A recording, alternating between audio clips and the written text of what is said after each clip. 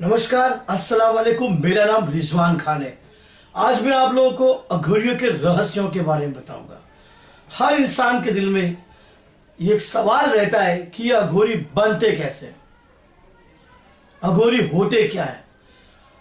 जिंदगी के इसी आखिरी पड़ाव पर कुछ लोग ऐसे भी हैं जो मुर्दों को नोचकर उनसे जिंदगी तलाश करने की कोशिश करते रहते हैं। उन्हें ही अघोरी कहते हैं।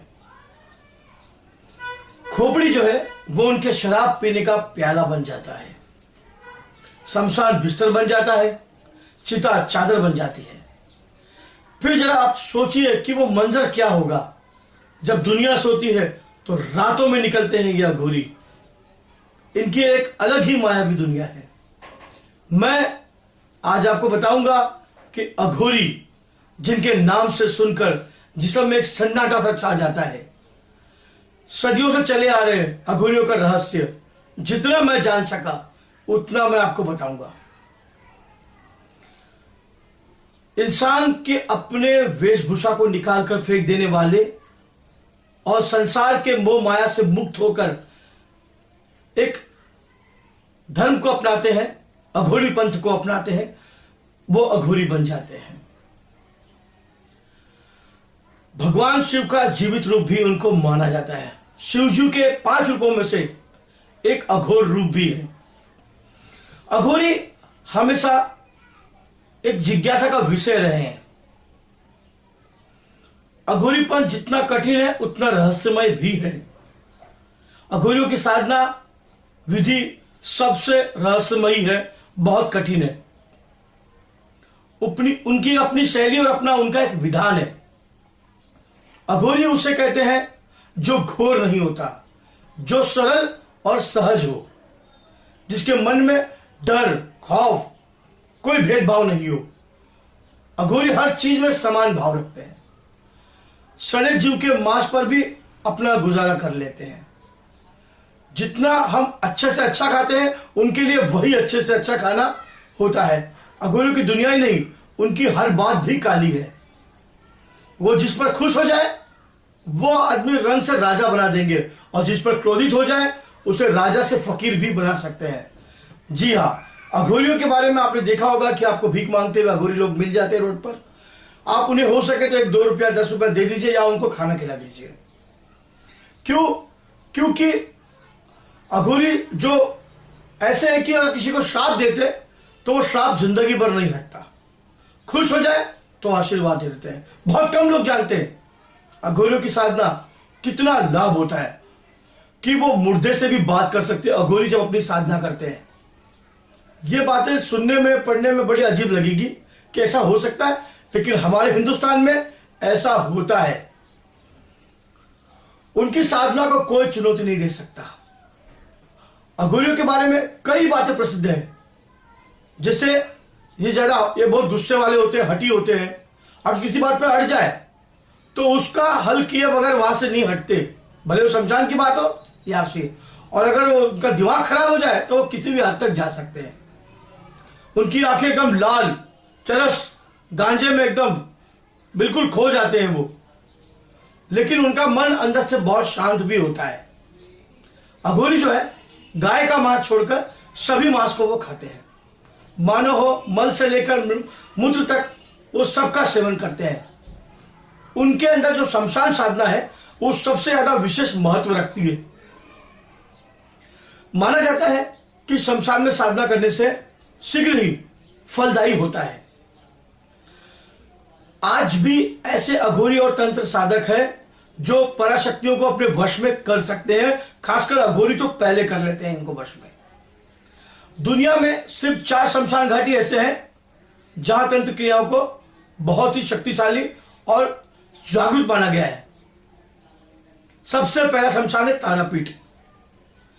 यह पश्चिम बंगाल के वीरभूमि इलाके में पाया जाता है। यह मंदिर पौराणिक मान्यताओं के अनुसार यहां देवी की सती के नेत्र गिरे थे, इसलिए इस स्थान को नयन तारा भी कहा जाता है। तारापीठ मंदिर शमशान घाट के बिल्कुल बगल में स्थित है। इसे महाशमशान घाट भी कहा जाता है। इस महाशमशान के अंदर चिता की अग्नि हमेशा जलती रहती, कभी बुझती नहीं, क्योंकि यह जागरूक शमशान घाट है। क्योंकि यहां कोई आता है तो उसको किसी का भय नहीं, क्योंकि मंदिर में इतना साफ वातावरण है कि आप खुश हो जाओगे। इस शमशान में दूर दूर से बड़े बड़े तांत्रिक अघोरी साधना करने के लिए आते हैं। उसके बाद दूसरा कामाख्या पीठ, असम के अंदर गुवाहाटी के अंदर नीलांचल पर्वत पर स्थित है यह मंदिर। उसको नीलशैल पर्वत भी कहा जाता है, कामाख्या पर्वत, कामाख्या गिरी पर्वत भी कहा जाता है। शक्तिपीठ, सती की जो योनि थी वो वहां गिरी, इसलिए उसका नाम कामाख्या पड़ गया। योनिपीठ मंदिर भी पड़ा है। योनि कुंड एक वहां स्थित है। यह स्थान तांत्रिकों के लिए सबसे बड़ा स्वर्ग के समान माना जाता है। यहां भारत के दूर दूर से तांत्रिक साधना करने के लिए आते हैं। नीचे एक आपको भूतनाथ शमशान घाट मिलेगा, वहां आप चाहे तो अपनी साधना कर सकते हैं। उसके बाद तीसरा त्र्यंबकेश्वर ज्योतिर्लिंग का मंदिर। मंदिर के अंदर एक छोटे से गड्ढे में जो छोटे छोटे लिंग है, वहां पर ब्रह्मा, विष्णु और शिव 3 लिंग है वहां पर। यह तीनों एक शक्ति का बहुत बड़ा प्रतीक माना जाता है। जहां अघोरी आकर वहां पर उनके पास ही शमशान में भी साधना करते हैं, जो सिद्धपीठ मंदिर भी है और शक्तियों का एक बहुत बड़ा गढ़ भी है। यहां स्थित का जो शमशान घाट है वो भी जागरूक है, जो कभी शांत नहीं होता। और आखिर में है उज्जैन महाकालेश्वर का मंदिर, सबसे बड़ा 12 ज्योतिर्लिंगों में से एक ज्योतिर्लिंग है वो। ये मध्य प्रदेश के उज्जैन के अंदर स्थित है। स्वयंभू दक्षिण मुखी होने की वजह से महाकालेश्वर मंदिर की एकदम शक्तिशाली, आप रोंगटे खड़े हो जाएंगे, आप जाएंगे तो दिल खुश हो जाएगा आपका। और ये बहुत ज्यादा तांत्रिक सिद्धियों का गढ़ माना जाता है।